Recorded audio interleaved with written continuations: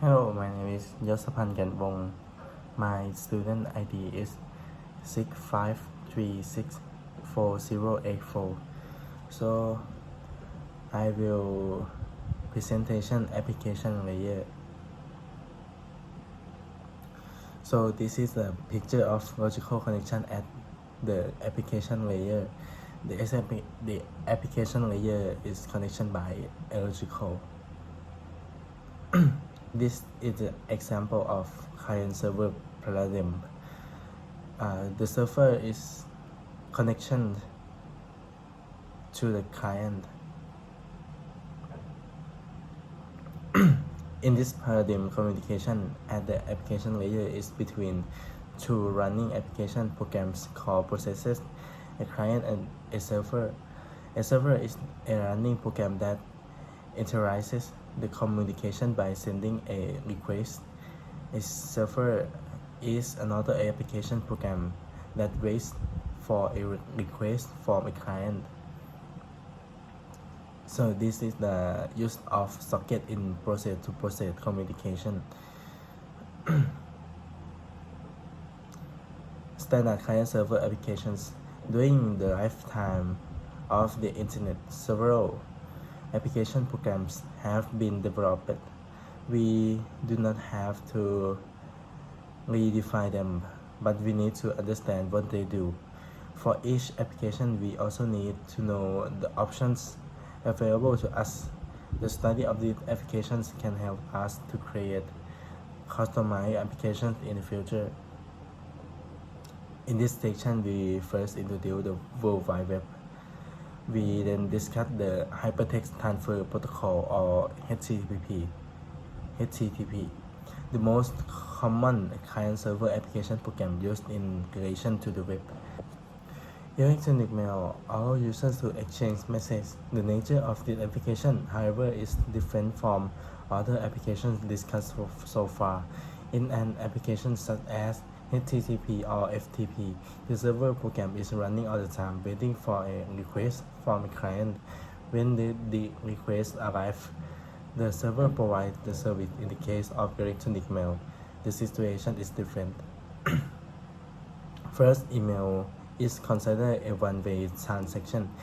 When Alice sends an email to Bob, she may expect a response, but this is not a mandate. Bob may or may not respond. If she does respond, it is another one-way transaction. Second, it is neither feasible or nor logical for Bob to run a server program and wait until someone sends an email to him. Bob may turn off his computer when she is not using it. It means that the idea of client-server programming should be implemented another way, using some intermediate computers server. In the architecture is a have user agent sending email, receive email, address, mail list or group list, MIME, web-based mail, email security, message transfer agent or SMTP, message access agent or POP and IMAP. So this is a picture of architecture of email. The electronic mail system needs two UAs, two pair of MTAs, and a pair of MAAs. And this is format and email. In left is the postal mail, and the right is electronic mail. It have a header and body form in that mail. Email address is a local path and an add between local path and the domain name. Protocol used in electronic mail. 3 client server application 1, 2, 3. Simple mail transfer protocol, post office protocol version 3, internet mail access protocol version 4. And this is a SMTP commands. Commands are sent from the client to the server, the format of a command, keyword, or argument. Example: keyword HELO, the argument is sender host name, so the description is identify itself. Or VRFY, argument is name of recipient, description is verifies the address of the recipient. And this is a SMTP response. Response are sent from the server to the client. A response is a 3-digit code that may be followed by additional textual information, like code 251 is user not local, the message will be forwarded, or 4452 is command aborted in subset storage. And the positive completion reply, the reply refers to successfully completion of action. Positive intermediate reply, the reply refers to acceptance of command which we are given, but requested action is being held instead of suspension and also pending receipt to further information. Transient negative completion reply, this reply refers to that command was not accepted and request action did not occur.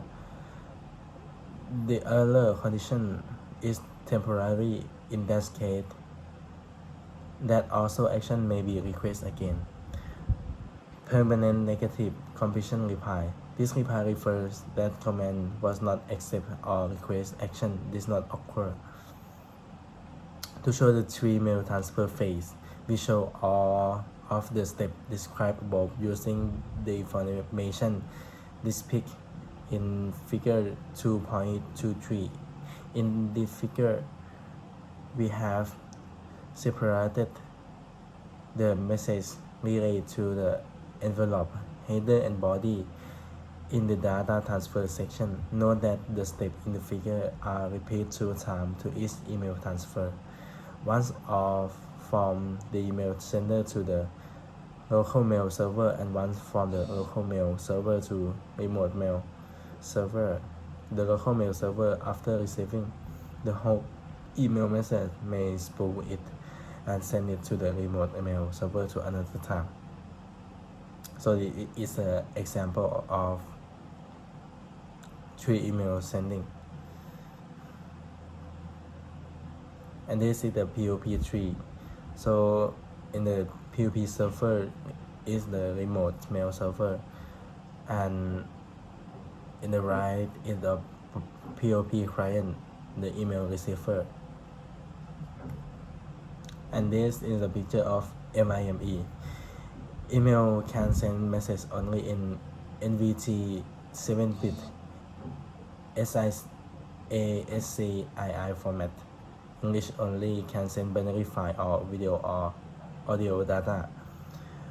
Multipurpose Internet Mail Extension or MIME is the supplementary protocol that allows non-ASCII data to be sent through email. And this is a picture of MIME header to define the transformation parameters.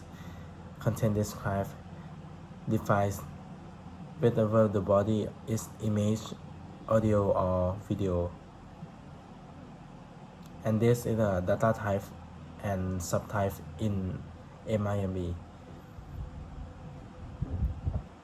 This is the method of content transfer encoding. Define the method used to encode the message into zeros and ones for transport. This is a base 64 conversion. So this is a table of base 64 converting. Code printable. Base 64 is redundant encoding stream overhead of 25%. If the data consists mostly of ASCII characters with a small non-ASCII portion, we can use code printable code encoding. And this is a web-based email case I and 2. To identify an entity, TCP/IP protocol used in IP address, which uniquely identify the connection of a host to the internet. However, people prefer to use names instead of numeric address. Therefore, the internet needs to have a directory system that can map a name to an address. This is analogous to the telephone network. A telephone network is designed to use telephone numbers, not names. People can either keep a private file to map a name to the corresponding telephone number, or can call the telephone directory to do so. Namespace inhabit domain name space domain distribution of namespace, so root server DNS in the internet is have a generic domains and country domain. Resolution, recursive resolution, iterative resolution, and caching. Result because DNS message encapsulation registers DENS, security of DNS. Purpose of DNS. TCP/IP use a DNS client and a DNS server to map a name to an address. The TCP/IP should need the IP address of the file transfer server to make the connection. The following 6 steps map the host name to an IP address. We need at least 2 connections in this case. The first is for mapping the name to the IP address. The second is for transferring file. Namespace. A namespace that maps its address to a unique name can be organized in 2 ways. Flat. A name is assigned to an address cannot be used in a large system. Hierarchical. Each name is made of several parts. No ambiguity and duplication. To cap hierarchical namespace, a domain namespace was decided. Each node has a label of 63 characters. The uniqueness of the domain names. The root string is the null string or empty string. And this is the line of domain name and labels. And this is the tree of domains. Hierarchy of name server. Distribution of namespace is the very inefficient and also not reliable to have just one computer store such a huge amount of information. Hierarchy of name servers. The solution of this problem is distribute the information among many computers called DNS servers. A root server is the server whose zone consists of whole tree. A root server usually does not store any information about domains, but delegates this authority of other servers. A primary server loads all information from the disk file. The secondary server loads all information from the primary server. So, since the complete domain name hierarchy cannot be stored on a single server, it is divided among many servers. What is server responsible of or authority over is called a zone. We also define a zone as contiguous part of the entity. The server makes the database called a zone file and keep all the information for every node under that domain. Generic domain. DNS is the protocol that should be used in different platforms. In the internet, generic domains, country domains, and the inverse domain. The generic domains define registers hosts according to their generic behavior. And this is the table of generic domain labels. This label describes the organization types. This is a country domains, 2 character country and abbreviation. And second left can be organizational national designation. Recursive resolution.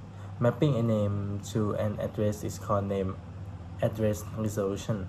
DNS is designed as a client-server application.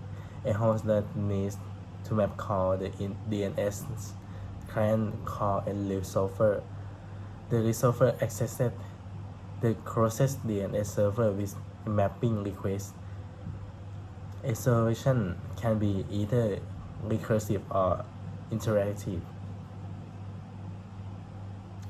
Interactive resolution is reduction of its search time would increase efficiency. DNS handles this with a mechanism called caching. The server marks the response of unauthoritative. If a server caches a mapping for a long time, it may send off outdated mappings. The authoritative server always adds information to the map called time to live or TTL. DNS type a result record is the 5-tuple structure is domain name, type, class, TTL, and value. Class type of network is in IN or internet.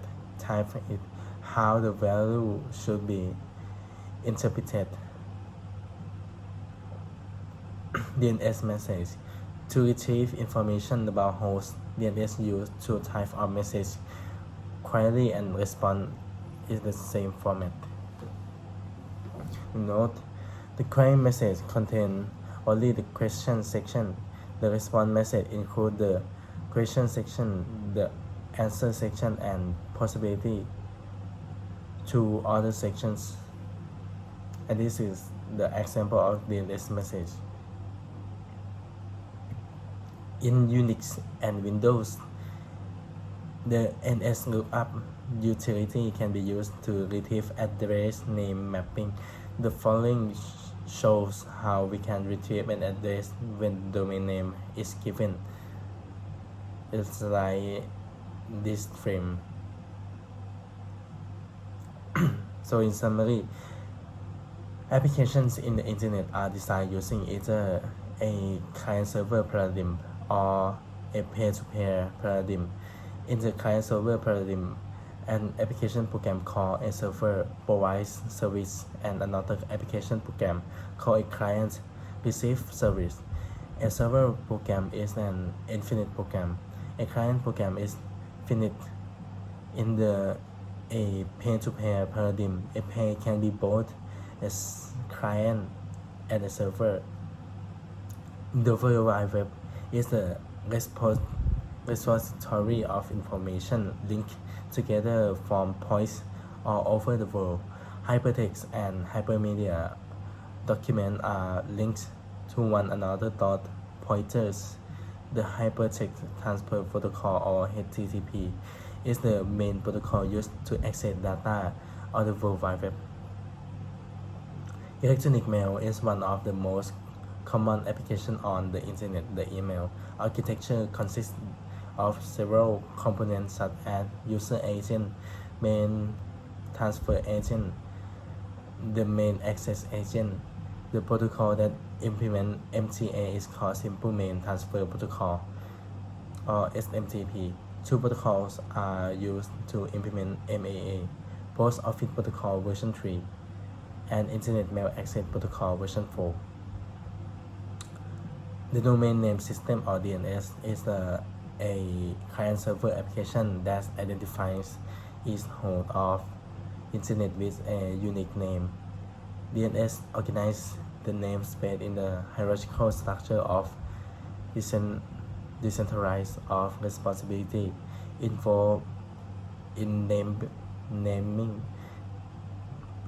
Telnet is a client-server application that allows a user to log into a remote machine, giving the user access to the remote system.